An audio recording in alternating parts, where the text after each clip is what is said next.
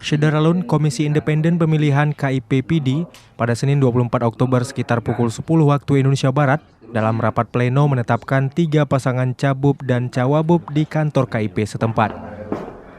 Ketiga pasangan yang ditetapkan itu adalah Roni Ahmad dan Fadullah TM Daud ST, Haji Sarjani Abdullah dan M. Iriawan SE, serta Insinyur HT Tarmius dan Khalidin Daud. Pasangan calon Bupati dan Wakil Bupati, Roni Ahmad itu Bupati, wakilnya Fadullah TM Daud ST itu lewat perseorangan.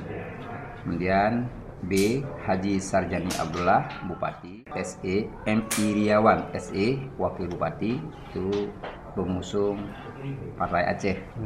Kemudian C. Insinyur HT Tarmius Bupati, Khalidin Daud Wakil Bupati. Kapolres PD AKBP M. Ali Khadafi SIK ikut hadir menyaksikan penetapan ketiga pasangan tersebut. Acara itu juga mendapatkan pengawalan ketat dari pihak kepolisian. Dari Sigli, Muhammad Nazar, Serambi On TV.